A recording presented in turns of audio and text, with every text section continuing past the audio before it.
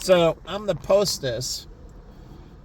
So I'm at Chicago Executive Airport. It's a little hazy, but let me go in. 24-hour video surveillance.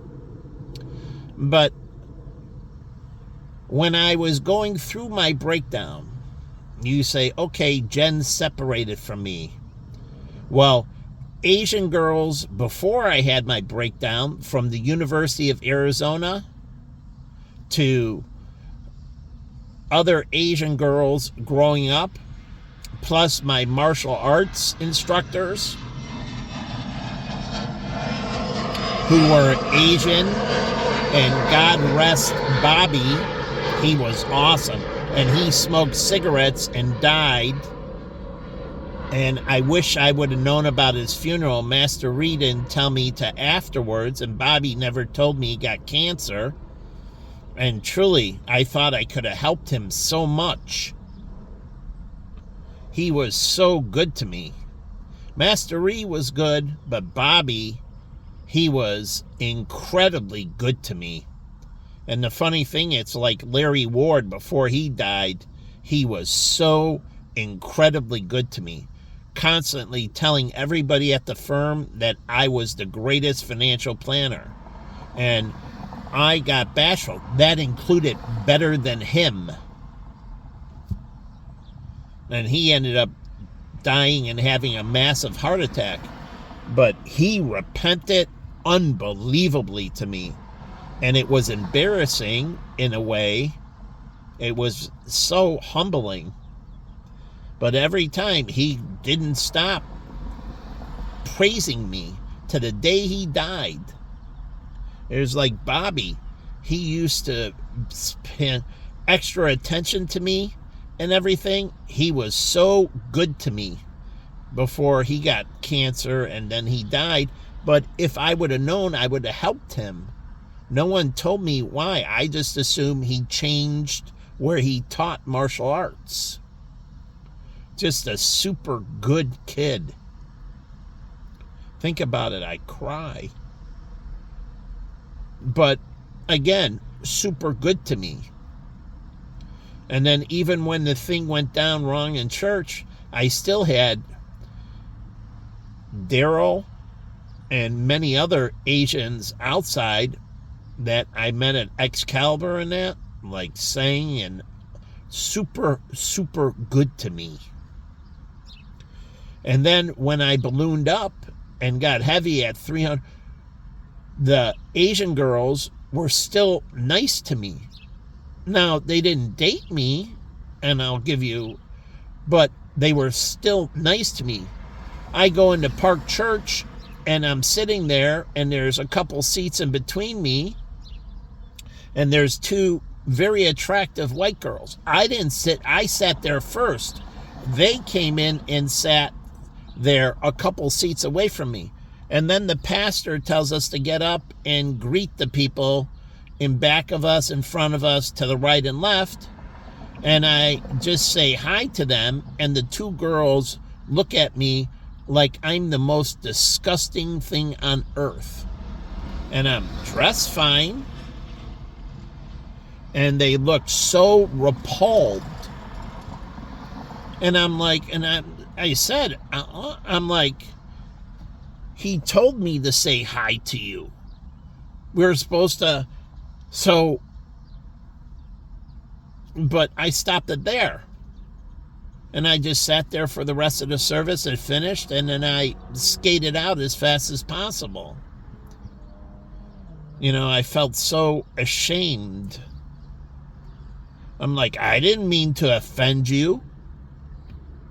You came and sat across from me. He's telling me to introduce myself. So I don't get it.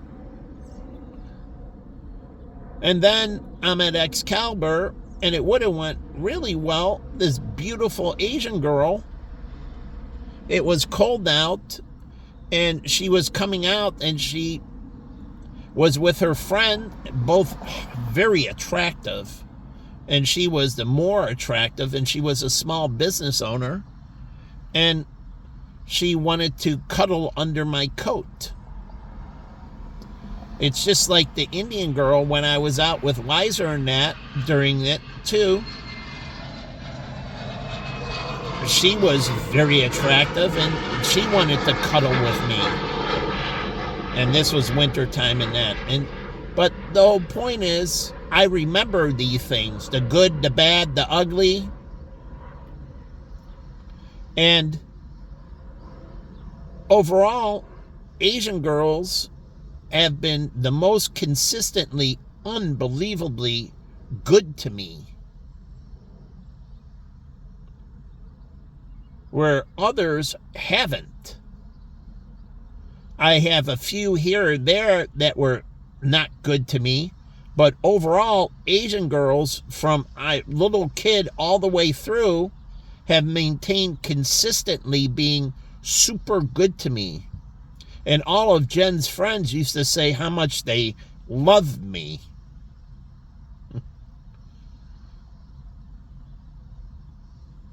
So that resonated. They used to constantly say how much they loved me. So they won fair and square. I was never supposed to be out with Jen, and he constantly presented Asian girls back to me. And the white guy who was working there, who is a good guy, but he came over and I'm cuddling with her. I didn't see her again. She didn't come back. But and I wasn't to ask her for her number, but I'm shy. And then she left, and I was hoping to see her again, and I never saw her again. So, but they've been consistently, since I've been a little kid, consistently incredibly good to me. Asian females. Where here or there, they weren't as much. And like, I used to go to the gym after I broke up at Bally's, and I used to see Jen's sister all the time, and then I would see her around Russian Division, and I went to martial arts class and back, and she happened to be there at the same time, and she continued working out. She came in at the same time, and I think she was using Jen's membership because Jen moved to the FCC. That's owned by a woman, if anyone wants to know. And I used to be a member of the FCC multiple times. And one time when I was taking Brazilian Jiu-Jitsu, which every single one of those guys were super nice to me. I've only had one bad experience in martial arts. Truly. One bad person. That was the Hispanic guy who elbowed me to the side of the head and gave me a huge lump. But Master Reed kicked him out of the program. But, again, that consistency. And it happens in my first breakdown.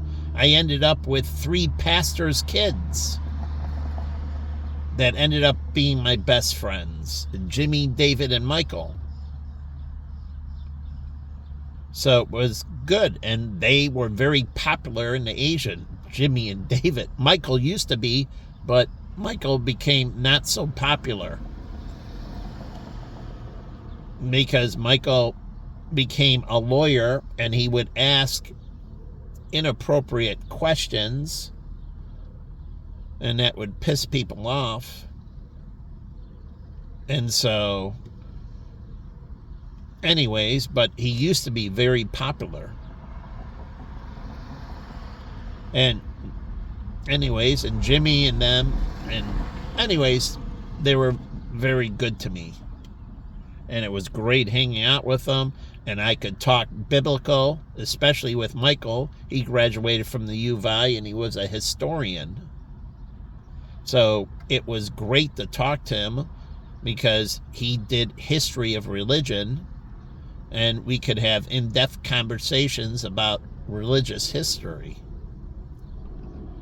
But anyways, just saying that, and then to speak of lawyers, I have one friend And